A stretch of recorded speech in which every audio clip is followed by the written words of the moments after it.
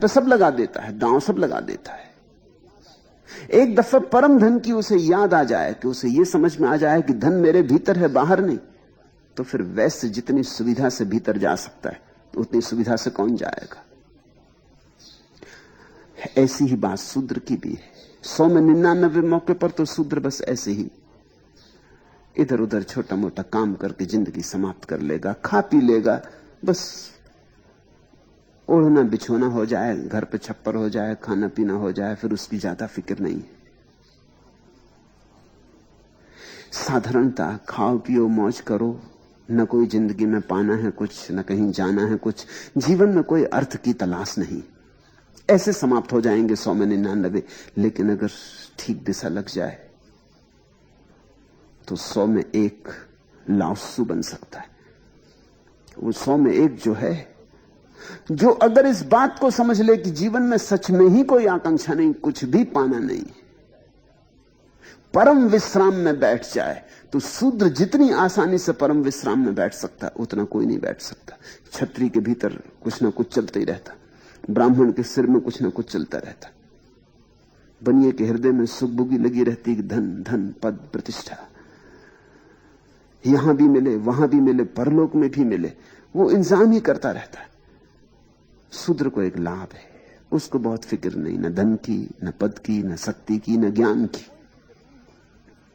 क्योंकि ये कोई फिक्र नहीं है, उसकी वासना न्यून मात्र है, अति न्यून है, गिराने में देर न लगेगी। तो शूद्र जैसे गोरा या रैदास परम ज्ञान को उपलब्ध हुए। तुम जहां भी हो, जो भी हो, उससे कभी यह चिंता मत लेना कि तुम जहां हो वहां से परमात्मा नहीं पाया जा सकता। सब जगह से 100 में से 1 व्यक्ति परमात्मा को पाता है। तुम वो एक व्यक्ति बन जाओ, तुम जहां हो वहीं से। 99 तो भटक जाते हैं, तुम उस 99 भटकाव से बचना। तीसरी बात पता चलती पलटू के वचनों से कि 2 भाई थे और दोनों पलट गए, बाहर के धन की फिक्र छोड़ दी और भीतर का धन खोजने लगे। खोजने नहीं लगे, खोज ही लिया। बाहर तो धन खोज के भी कहां कौन खोज पाता है। बाहर धन है ही नहीं जो खोज सको। बाहर तो धन का बुलावा है, छलावा है, छल है, मृग मरीचिका है, दिखाई पड़ता है, दूर क्षितिज दिखाई पड़ता है, मिलता जमीन से। जैसे जैसे पास पहुंचते हो क्षितिज दूर हटता जाता है। कभी तुम ऐसी जगह नहीं पहुंच पाओगे जहां क्षितिज वस्तुतः जमीन से मिलता हो। ऐसे ही कभी भी वासना तृप्ति से नहीं मिलती, वासना क्षितिज की भांति। दोनों भाई बदल गए। बदलने के कारण गुरु ने दोनों को पलटू नाम दे दिया। एक भाई को कहा पलटू प्रसाद और एक भाई को कहा पलटू दास। ये शब्द बड़ा प्यारा दिया गुरु ने, पलटू। ईसाई जिसको कन्वर्शन कहते, पलट गए, जिसको वैज्ञानिक 180 डिग्री का रूपांतरण कहते, एकदम पलट गए। कहीं जाते थे और ठीक उल्टे चल पड़े, और ऐसे पलटे कि क्षण में पलट गए। देरदार न की, सोच विचार न किया।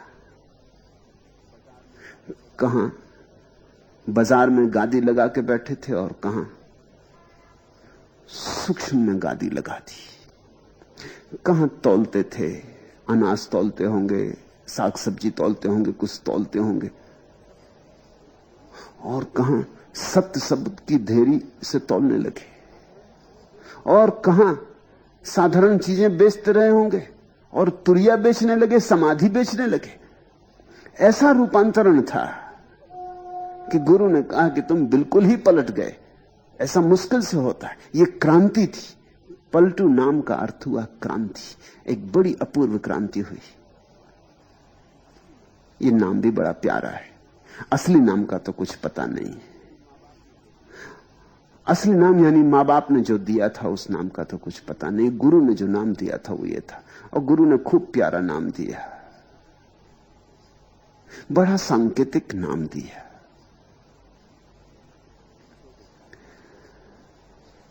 दो दो चार चार पैसे के लिए दुकान करते रहे होंगे और जब पलट गए तो ऐसी क्रांति घटी। पंडित पुरोहित तो बहुत नाराज हुए। पंडित पुरोहित सदा ही नाराज रहे इस तरह पलट जाने वाले लोगों से, क्योंकि इस तरह पलट जाने वाले लोग उनके धंधे पर ही चोट करने लगते हैं।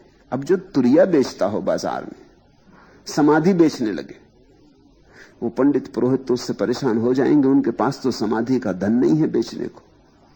वो तो कोरे उधार बासे शब्द बेच रहे हैं, और यहां कोई ताजा झरना लेके आ गया जिसके प्राणों में नए फूल खिल रहे हैं और ताजे भीतर खिलते कमल बेचने लगा। तो तुम्हारे बासे कमल और सदियों से सड़े कमल कौन खरीदेगा? तो मंदिर मस्जिद सदा नाराज हो जाते हैं संत पर।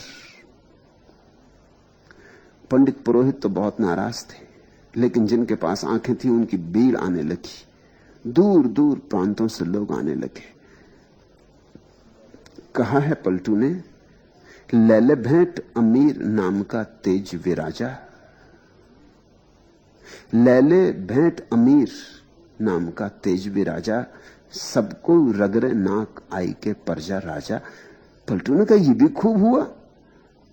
मैं साधारण दुकानदार, जरा राम के नाम से क्या जुड़ गया कि असाधारण हो गया। मैं 2 कौड़ी का आदमी, राम नाम से क्या भर गया कि बहुमूल्य रतन हो गया। लैले भेंट अमीर नाम का तेज विराजा, बड़े बड़े धनी कीमती बहुमूल्य भेंट लेके मेरे द्वार पर आने लगे। नाम का तेज विराजा। लेकिन पलटू ये नहीं कहते कि मेरी कोई खूबी है, उस प्रभु का तेज, उस प्रभु की चमक मुझ में आ गई। वो मेरी आंखों से झांक रहा है, उसकी ही खूबी। सब कोई रगरे नाक आई के प्रजा राजा, और प्रजा से भी लोग आने लगे और बड़े राजा और सम्राट भी आने लगे।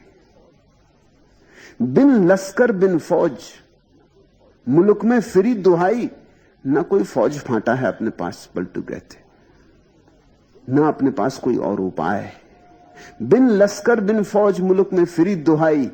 लेकिन सारे देश में हवा गर्म हो गई, सारे देश में खबरें पहुंचने लगी। ये जो सुगंध पैदा हुई, इस सुगंध के धागे दूर दूर तक चले गए। और जब ये सुगंध पैदा होती तो ये सब दीवालों को पार करके निकल जाती, सब सीमाओं को पार करके निकल जाती। दूर दूर अज्ञात स्थानों से लोग चल के आने लगते। कोई अज्ञात शक्ति उन्हें बुलाने लगती, पुकारने लगती। जन महिमा सतनाम आपने सरस बढ़ाई।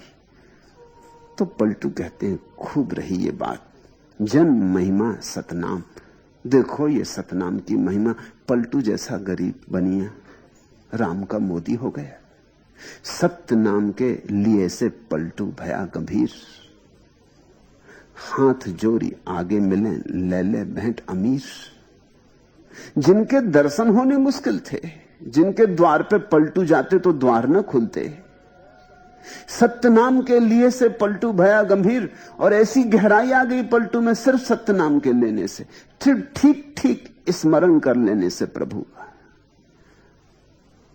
पारस को छू लिया, लोहा सोना हो गया। जिनके द्वार दरवाजे बंद थे, वे बड़ी बड़ी भेंटें लेकर द्वार पर आने लगे।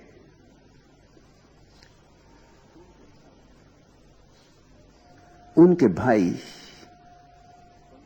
पलटू प्रसाद ने पलटू के संबंध में कुछ वचन लिखे हैं। नंगा जलालपुर जन्म भयो है, बसे अवध के खोर। कहें पलटू प्रसाद हो, भयो जगत में शोर। गरीब गांव में पैदा हुए थे, नाम ही था नंगा जलालपुर। तुम सोच ही सकते हो, नंगा जलालपुर गरीबों का गांव होगा, बिल्कुल नंगों का गांव होगा। नंगा जलालपुर जन्म भयो है। अत्यंत गरीब घर में पैदा हुए, बसे अवध के खोर। फिर जाके अयोध्या में बस गए। ये बड़ा प्रतीकात्मक है। पैदा हुए गरीब से गांव में, फिर राम की नगरी अयोध्या में बस गए। ग्रस्त पैदा हुए थे, फिर संन्यास्त हो गए। धन पद मद में डूबे थे, फिर एक दिन राम की महिमा में उतर गए। नंगा जलाल पर जन्म भयो है, बहे बसे अवध के खोर। कहें पलटू प्रसाद हो, भयो जगत में शोर। 4 बरन को मैटी के भक्ति चलाई मूल, सब मिटा डाला ब्राह्मण।